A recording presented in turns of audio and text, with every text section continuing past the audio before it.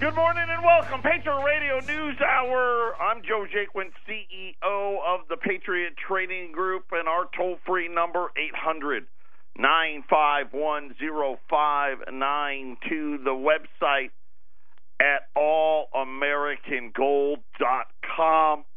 I hope you all had a fantastic Memorial Day weekend for those of you that had the day off and got to spend some time with loved ones, and of course giving thanks anyways to those that had paid the ultimate sacrifice for this great country. We salute all of you, and for those of you that have served, same goes for you. I know even though we have Veterans Day as well, we support all of our troops, both former, current, and those that have passed. We honor all of you. It was a tough Memorial weekend for my family. Our beloved little wiener dog, he died on Saturday. Pretty unexpected. Wasn't quite 10 years old, and it's a tough day, tough weekend. My wife devastated. It was the first animal that actually had personality that's died for us. Like we had a fish, or one time we had a hamster that passed, but the wiener dog was the first one for our boys, and it's tough weekend. And especially, I don't know if it's better or worse, right? If they're old and and you got to take it to the vet and put it. I can imagine how hard that would be, but really caught off guard. So it was an emotional weekend. Today is my wife and I's wedding anniversary. Happy anniversary to my lovely wife. She is still, thankfully for me, just living in denial and thinks I'm a great guy. 19 years was when we were married on Memorial Weekend in Eric's backyard. It is funny, we keep track of how long Wendy's worked here by that, so she's worked here a year longer than Sarah and I have been married. So that means Wendy's been here 20 years. That's how long we've been around. Right? We've been around for over 22 years. And if you're watching the market this morning, man, you better hang on. Again, I just want to say this. I've been telling you for a long time. They didn't fix it. I know that we want to believe that they did, right? And somehow Dodd-Frank and the Volcker rule, and it was worth bailing out all these banks, and we made it all better. We're going to hear all of the same things that we heard 10 years ago, and they're all back. Counterparty risk at banks being called into question. Bond spreads just blowing up across the board. The Dow's down over 400 points right now. Gold, depending on where you look, gold is either unchanged at 1303, almost 1304, or up about $6, depending on where you. Because gold was actually opened yesterday, just not here. So from Friday here in New York, gold is pretty much unchanged. But this morning on news, more bad news out of Italy, now spreading into Portugal, and worries about it going into Spain. We'll try to keep you updated on all of that. Really has the markets reeling. The 10-year note here in the U.S. tumbling big because everyone's trying to get out of out of all of the foreign bond market, driving the U.S. into U.S. bonds. Because like I said, remember now, when you're a real big company or you're a real big bank, you don't leave money in the bank. See, and you know what's funny? That should really tell all of us about leaving large amounts of money in the bank. Right? None of these companies do it. So the 10-year note down to 282. 282. I don't know that I've ever seen it fall this like this before. Italy's 10-year note, 3.1, which is incredible. This was a 10-year note that was about 1%, maybe 1.5% last week. Now it's doubled that. all of their bond markets now really starting to blow up, and we're going to talk about Tier 1, Tier 2, Tier 3 capital and banks again, and what all that means.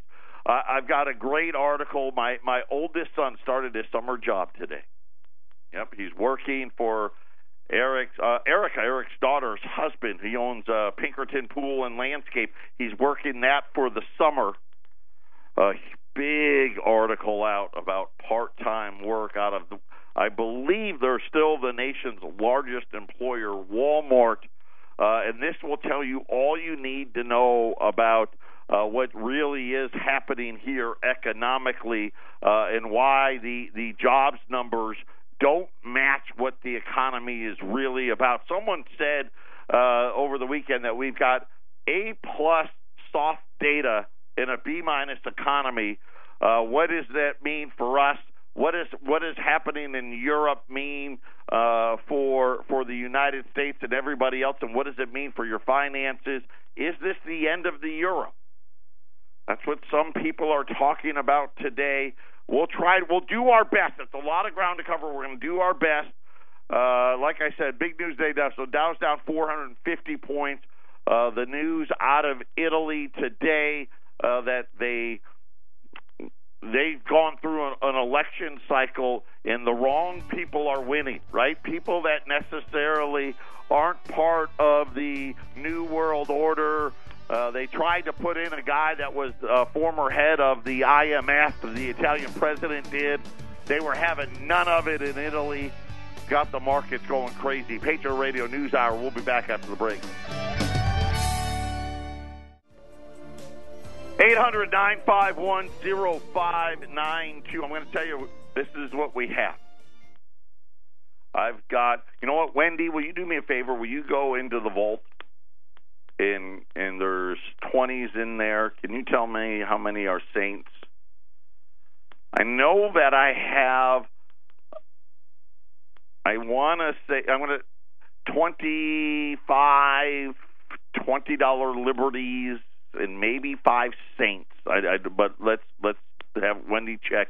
1385 800-951-0592. You're going to want to take the time and put it away. It's time to start paying attention again. Returning from vacation, Italians woke up to sheer selling panic as yesterday's modest sell-off. So on Memorial Day, Italy had a sell-off, and we're talking about bonds, okay? We're talking about debt. We're talking, in this case, in Italy, we're talking about sovereign debt. So in the United States, we got $21 trillion, right, in counting. It turned into a full-blown liquidation avalanche. Matter of fact, bidders were pulling bids. Right, the guys that are the banks that get paid to run the auction started pulling their bids, leading to a massive repricing in the curve. The 2-year note, which was the negative on Friday, well, it may have been Thursday. Friday may have been 0. Hit 2.6% this morning. The biggest one-day move in history. Don't worry, though. It's fine. We fixed it all. The biggest one-year move in history. The 10-year note blowout reached 3.4%. And you think about, and the funny part is we're below 3. But we've got a printing press, right? The Italians don't even have that anymore. Wendy's coming back in. Okay, so we've got 25 $20 Liberties, 6 $20 Saints. 6 $20 Saints. I'll do either or, $13.85. The 6 Saints are live. The 25 20s, they're landing in San Diego. They're supposed to be here this morning, and then they'll get on their way to us. $1,385 $65. Like I said, gold right now, depending on where you look. Well, it's up both places now. So gold's $13.04 and change. Whether it's up 50 cents or up $7, it really doesn't matter. The price is what matters. $13.04 in change. As the Italian bond yields blew out, it's the biggest repricing of debt in Italian history. Italian banks hemorrhaging, and we're starting to see all the other banks holding this counterparty risk. Now, remember when the crisis hit? And we started to hear about the Tier 1, Tier 2, Tier 3 capital. For those of you that maybe you weren't around back then, maybe you didn't listen to us back then, or maybe you forgot, or maybe you've never known. In response to the crisis, the Federal Reserve, along with Congress and the SEC, came up with requirements that said, okay, this is, instead of breaking these banks up, which is really still to this day the only logical solution, they said, hey, you know what? We're going to evaluate all the banks' debts. Right? You start thinking about debts that they could, mortgages, automobiles, home equity lines of credit, credit cards, right? I mean, you start, there's a bunch of it, right? Commercial real estate, residential real estate, sovereign debt. Maybe they own bonds of cities or states or what have you, right? All of it. And you got to put them into a bucket, right? And there's three buckets: Tier 1, Tier 2, Tier 3. Tier 1 is what they call the safe stuff. And I'm laughing because none of it's safe. None of it. They don't want you to know that because it makes it sound better. The Tier 2 stuff, right, that's stuff, that's not A-rated debt, right? That's not A paper. That's B paper, right? And then you've got the third tier. That's where all the junk lies, right? We know already here in the U.S., right, the Tier 3 stuff, that's your subprime autos, your credit cards, right? All of that stuff starting to really struggle. Italian bonds are considered to be Tier 1. So this is the best credit that these banks could hold, and now the best credit is getting whacked. The major, and here's who it is, BNP Paribas. This is the largest, I think it's the largest French bank. They hold the most. They hold $16 billion worth of Italian debt, and now we're looking at the credit risk that's there. There's several Spanish banks which are already in trouble for the Spanish stuff that they own. There's a couple, obviously, the Italian banks themselves. And now people are starting again to look at the credit worthiness or the overnight lending to these banking institutions. The same thing that happened during the last crisis. They've done the same thing. Remember, the debt's just gotten bigger. Right? And remember, the Federal Reserve thought, they think they're so smart. Right? And granted, they are.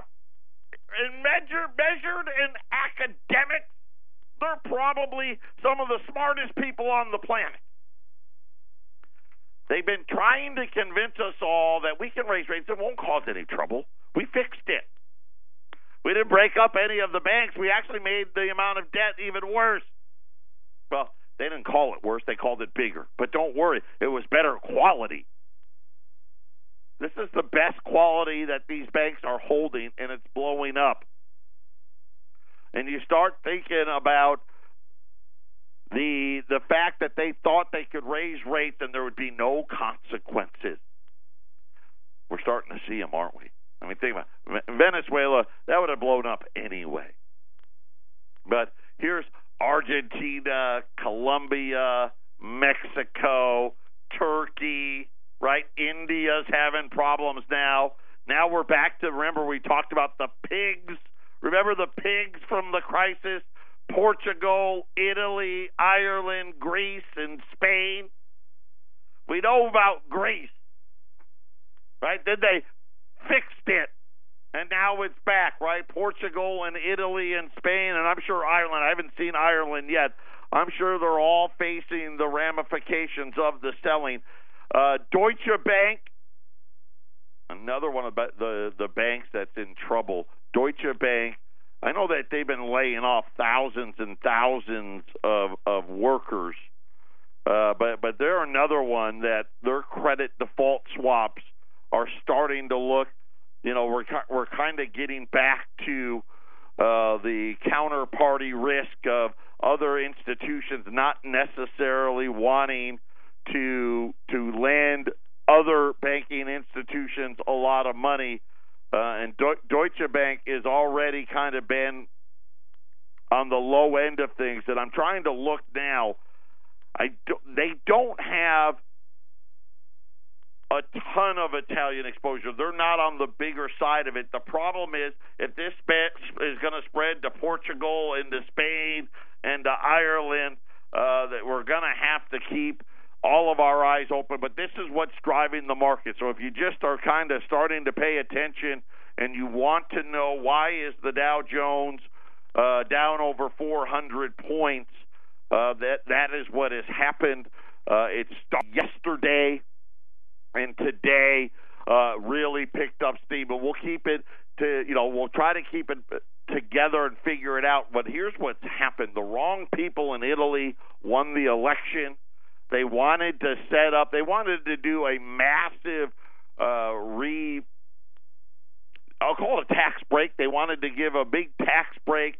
They wanted to target the value-added tax as well, doing one of those things I think is going to come everywhere. And then they were the people that had the control of the kind of look at it this way, not the president, but the people in control of what using the U.S. analogy of the Senate and the House in Italy were nominating people to be finance ministers that wanted to, I don't want to say necessarily fully break away from the euro, but possibly do some two-tiered currency deal or something to that effect.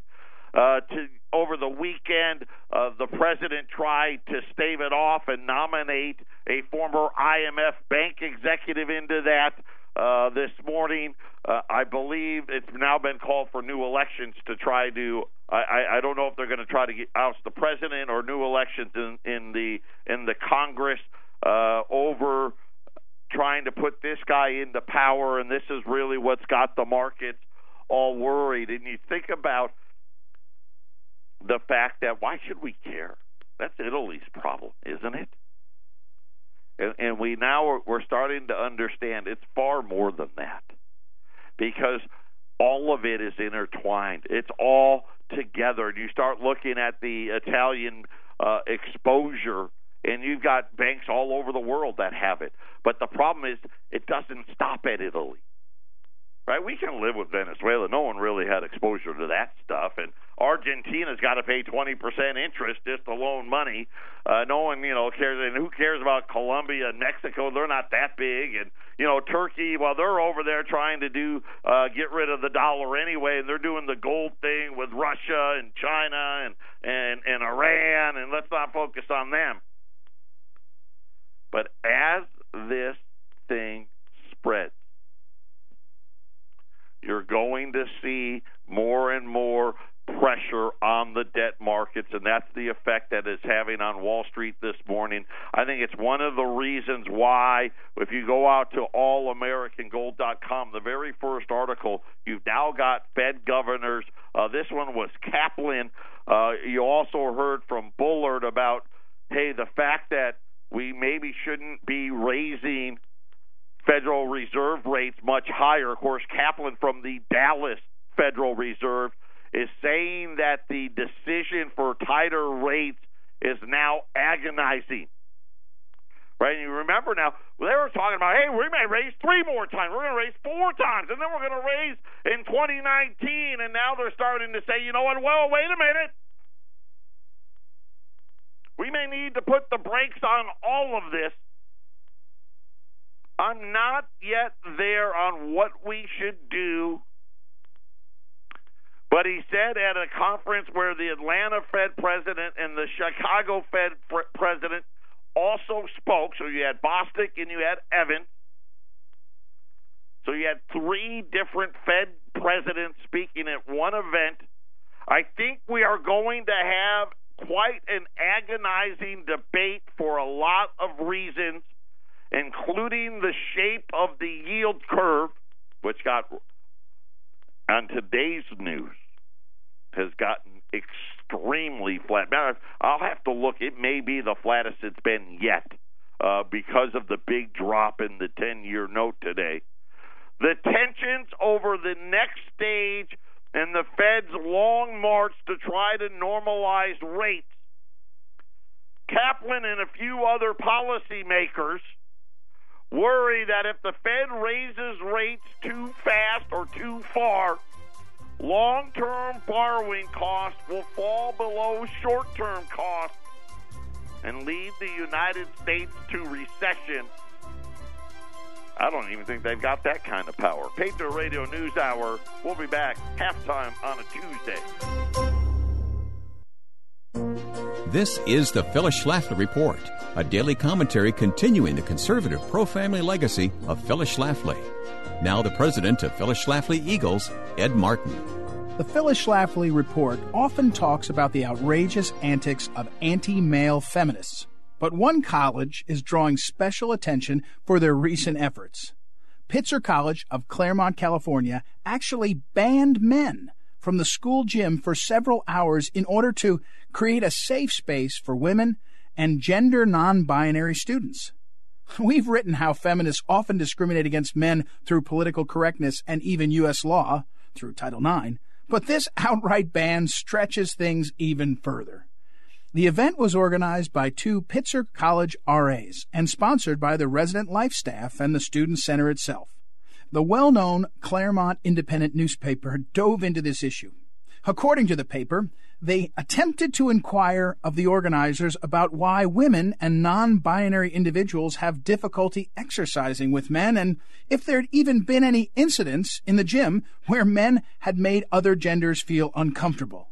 This request of the paper, of course, went unanswered. Phyllis Schlafly wrote often about the discrimination against men's sports teams and physical activities according to Title IX restrictions. Pitzer College, however, is taking this issue to the next level. Barring men from the gym, even for just one afternoon, seems to not only violate the college's own non-discrimination policy that protects students from discrimination based on sex, but it also seems to violate a host of state and federal civil rights legislation, including Title IX. Not only are feminists absolutely discriminating on the basis of sex, the very thing they claim to fight against, but their actions are ensuring that young men will forever be discouraged from participating in higher education. From the crippling of men's sports programs to other outright disadvantages men face on campus, it's no wonder they now account for only 40% of college enrollment nationwide. As our nation struggles to fill our workforce with talented young individuals, we need look no further than at the radical feminists to find out why so many young American males, were discouraged from higher education simply because of their sex. This has been the Phyllis Schlafly Report from Phyllis Schlafly Eagles. Do you have a college-bound son or daughter? Do you care about the next generation? At phyllisschlafly.com, we expose the liberal agenda and anti-Christian mindset found on most college campuses and help equip conservative students to stand up for their beliefs. Visit us at phyllisschlafly.com and join us again next time for the Phyllis Schlafly Report.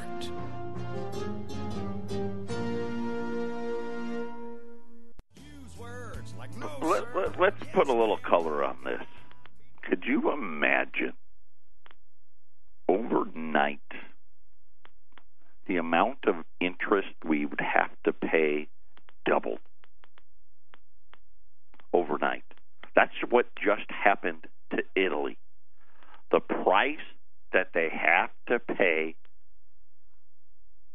refinance their debts doubled overnight. And now their budget is shot. It's blown up. And you start thinking about what the Federal Reserve governors are now all of a sudden talking about agonizing decisions and how things, maybe we need to start slowing things down with rate hikes, and they're worried. Let me finish with Kaplan. I think this may be the closest to the truth we ever get. Sometimes, not all the time, just sometimes. Sometimes I worry there's an illusion of perception that we, the Federal Reserve, know to the very decimal place exactly where we are at any moment, so that we can say this is exactly where we should stop, or this is exactly where we should begin. And I don't think that's true.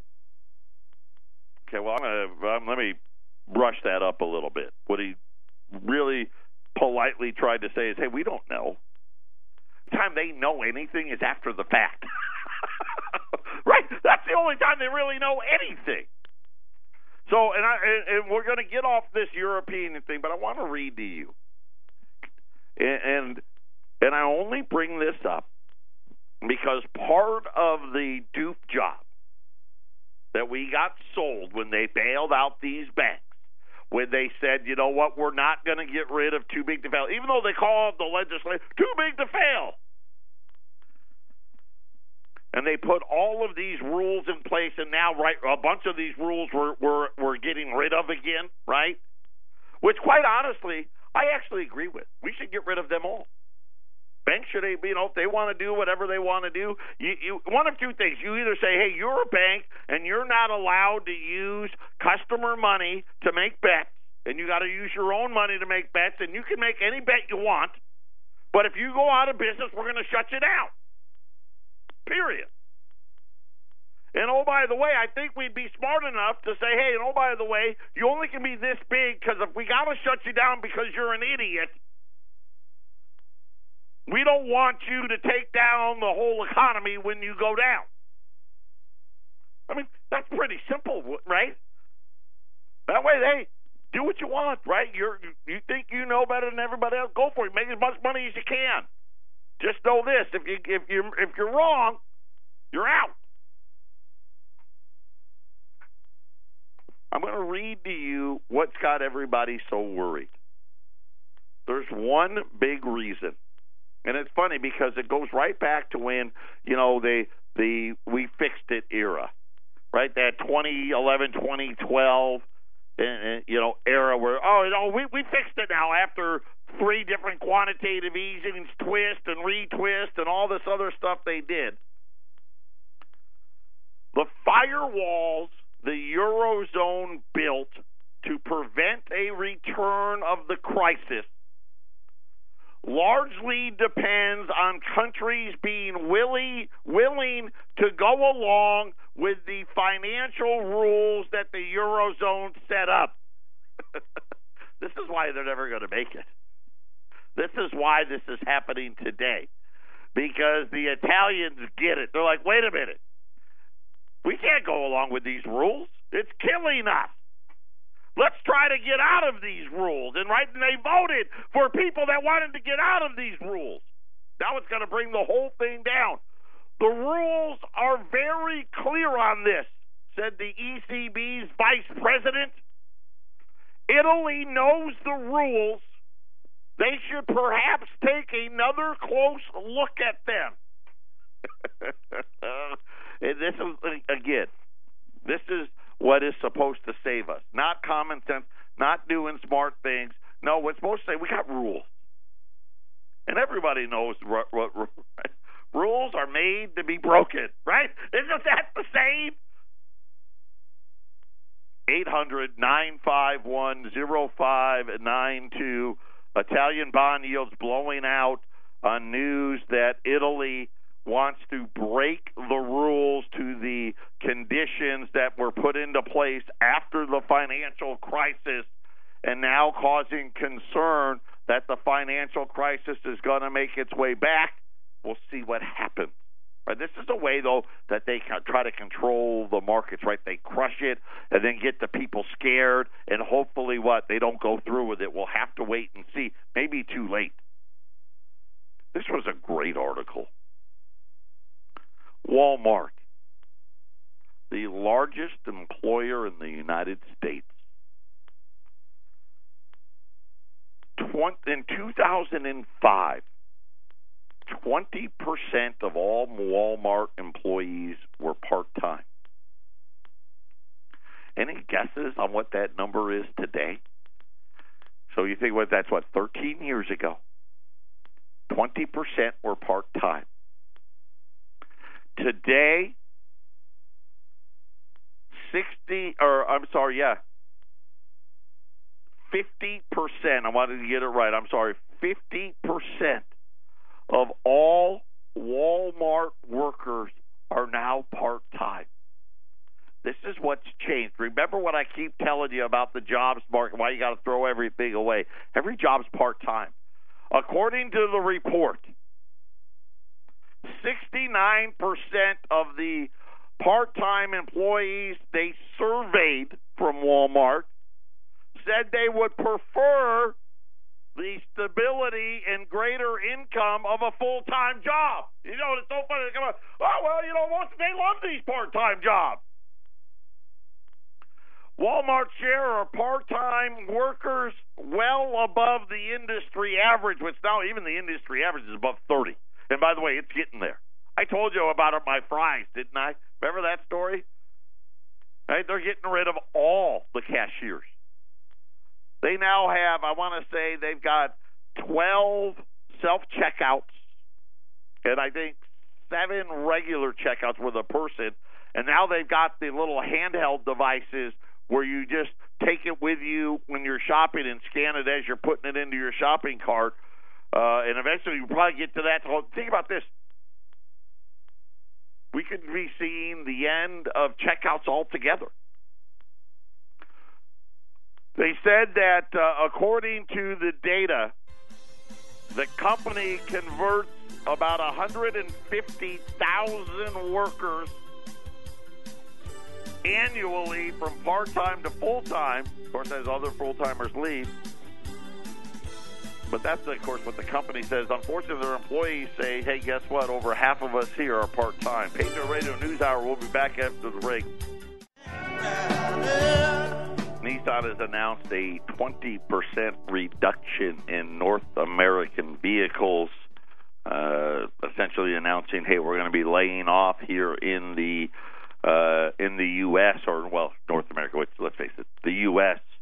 Harley Davidson, the motorcycle maker, has announced their more layoffs after buying $700 million of stock back. Said that they are putting on the finishing touches and shutting down more plants. Kansas City, Missouri, which already faced one shutdown, says that 800 workers were told they would lose their job when the plants closed its doors and shifted production to York, Pennsylvania. The workers' union said they did not see that coming. The company, right after making that announcement, said, hey, we're going to increase our dividend and stock buyback plan. Again, not new. It's a pattern played out over and over again since the tax cut had passed. But here's the bottom line, and we can be mad at Harley, right, and say, hey, they didn't operate out of good faith. They bought back more shares. They've raised their dividend, and they closed a bunch of plants. Here's really what you need to know, right? People aren't buying enough Harleys. Of course, again, they can't afford them, right? That's one of those things for most people. That's a what? That's a luxury item, right? That's a, hey, you know what? After I pay my mortgage, I pay off my credit cards, pay my utilities, right? I make the car payments and the health care payments and all that stuff. I still got money left over, and I'm going to buy a Harley. The amount of people with money left over keeps falling, which is really the reason why Harley Davidson continues to shut plants down. And again, I don't know how all of this works. Walmart, now half their employees part-time. I mean, it used to be 1 in 5. Now it's 1 out of every 2, and that's really, everywhere in America anymore. And I'll give you a great example. It's incredible. So here we are. We're getting all this. We had a tough weekend. My wife went out, gets the mail, and starts opening the mail, and one was a letter from our insurance company, our health insurance company. Another increase. You know what? It's not even in the news anymore. $125 a month increase. Right? And it's just the 4 of us. It's only been the 4 of us. It's always been. By the way, had to do some. That was $1,500. So if I was fortunate enough to be one of the people that got $1,000, which I wasn't, just the increase in my health care puts me at negative. Not to mention gas and everything else. The new payment, $680 a month. And we just started laughing. She goes, before Obamacare, our payment was $250. Right? And of course, the Federal Reserve, there's no inflation. There isn't any. Our health care costs every year now, like clockwork, $100, $125, $150 a month. Almost $700 a month? That used to be people's entire payment, right? Their mortgage payment, their car payment, all that added up together. When I first started working, a company like Walmart, you had free health care. Free. Right? I worked at Osco. Everything was free. And then we had a $5 copay. Right? Now, our copays, they're like $50, $35 for like if you had a cold, you want to go to, I had to get my knee, the orthopedic, $50. $50. That's just on top of the $700 a month I've got to pay. It's ridiculous. Wait, you're paying $700 for 4 people? $680. And we got the big deductible, right? The first 10 grand's on us. Okay, I have a $10,000 deductible, and I pay $418 a month. Just for you? Just for me. And I'm only allowed 6 office visits per year. So you better save it up. You better, you better be real sick. I just went to the doctor to get my blood test and stuff, and she goes, your copayment is $35. I went, okay, fine. Then I get my explanation of benefits, and it says, you owe $120. And I'm like, why would I owe $120? Well, it's because she was the 7th doctor. Oh. I have to pay what Blue Cross Blue Shield allows, not her full fee, but I'm only allowed 6 doctor visits, so no matter what. We haven't changed a thing. It's not like we've tried to get more benefits or different, added stuff. Right. They've actually taken a bunch of stuff away that used to be covered, and now it's not. And we're up to $680 a month. Okay, well, that's kind of pretty good, $680 for 4 people. And you think that's good? Well, I got help. My kids are older now. They're not young. They're 18 and almost 16 years old. They're healthy. I paid $418. Now, John, bless his heart, pays $700 a month. So the 2 of you pay $1,100. Well, he pays his own. I know, but I'm just saying the 2 of you pay $1,100. But come July 1st, he signed up for Medicare. Oh, he turned 65. Right. So only $124 is taken out of his Social Security. Then he had to sign up for, Part B or D or... You get A and B, minus 134, whatever it is, and then you got to buy supplemental. But it's a lot better. I'm going to just say this. Open your mailbox, people. Yeah. Your health care agency just sent you your new annual premiums. You're not going to believe them. It's terrible. It really is. No wonder why Harley is having a hard time. I get it. Could you imagine if we were only paying $250 still? That'd be almost an extra, we're approaching almost an extra $500 a month out of our paycheck. Patriot Radio News Hour, final segment coming up. 800-951-0592. I was just thinking about it. John's a great example. $700 to $150, right? It just kind of shows you how much healthcare really is costing all of us. You start thinking about Social Security, thinking about Medicare and Medicaid, and where all of the budget things are going to end up, and how the Federal Reserve tries to tell us that there's no inflation. It really is amazing when you think about how big these problems are. Of course, the news of the day, Italian bond yields overnight, all-time, never have they, I guess the lack of interest skyrocketed this quickly, this fast ever. 10-year notes went all the way to 3.4%. 2-year notes essentially went from like 0 to 2.7%. You think here, like we spend now, I think we're approaching $400 billion a year in interest. That'd be the equivalent of waking up tomorrow and now it's $800 billion. And then you wake up the next day, it's $1.6 trillion. You see how quickly things could get away from you. The Dow is down 375. The S&P's down 30. The Nasdaq's down 35 points. Crude oil's down $1.50 as it looks like crude demand may be falling as the Saudis and the Russians say, hey, we may put more barrels on there than needed, they actually didn't. But just saying that was enough to drop the price, and I'm sure they're hoping that demand will pick up. Gold's about the only thing that was higher, and depending on where you look, right now gold is, I'll tell you that gold's actually down $2 right now, $13.02. I think Kitco's got it up 4. It's been fluctuating between, right around break even, really, in gold from last Friday to today as the big sell-off returns, as Italy is trying to break the rules, I guess, for lack of a better term, that were put in place that was allegedly supposed to keep everybody safe from all of this debt out there. And really, it makes sense. Italy's dying. Right? They know they're dying, and they need to do something about it, so they want to get out of the deal. Today's great deal on $20 gold pieces, U.S. $20 Saints. Now, the Saints are limited. I have the 6 that are here at $13.85. I got over $20 Liberties.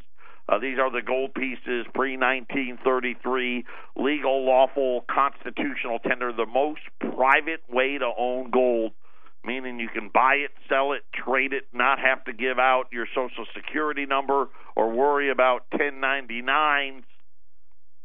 They're $1,385 at 800-951-0592. I just heard from Jason this morning. The 10th-ounce gold eagles for Colorado, those are in. The 10th-ounce gold eagles here are already in.